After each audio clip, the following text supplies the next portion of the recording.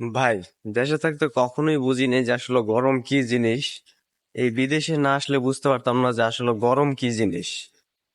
দেশে 30-35 degree Celsius তাপমাত্রা হলেই মানে বের হতাম না ঘর থেকে, এবং কোনো আমরা যাইতাম না, আরাম করতাম, ফ্যান চালিয়ে ঘুমাইতাম।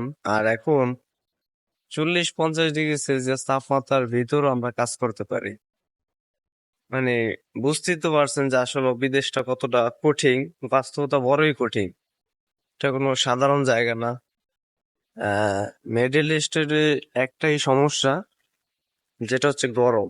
কাজ করলে কখনোই কিছু হয় না, বরং গরমে এত ক্লান্ত হয়ে যায় যা শরীর জিরো করে দেয়। আপনি সারাদিন কাজ করলেও জিরো হবে না শরীর, কিন্তু আপনি গরমের শরীরটা জিরো হয়ে যাবে। এরপর রুমে গিয়ে পাকানো টাকানো 10-12 ঘন্টা ডিউটি করে, এটা কোনো একটা সাধারণ মানুষের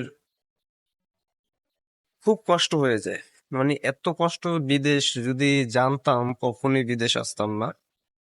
বাট বিদেশটা খুবই কঠিন। তবে ইউরোপ টিউরোপ এগুলা আবার স্পেন, তারপর বিভিন্ন রোমানিয়া, সেই জায়গাগুলো ঠান্ডা আছে, সেই জায়গাগুলো পারফেক্ট। কিন্তু আমি মনে করি যে আসলে সৌদি আরব, কাতার, দুবাই, বাহরান, ঠিক আছে, এগুলা একদমই পারফেক্ট না। কারণ বিশেষ করে গরমের ফোনদানিতে এগুলা থাকা যায় না।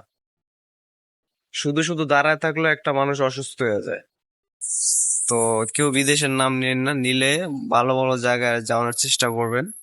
এই সমস্ত মিডল স্টেটে আইসা জীবন নষ্ট করতে করবেন না। অতএব ভালো কিছু করার ট্রাই করুন, বিদেশ না এসে দেশে কিছু করুন।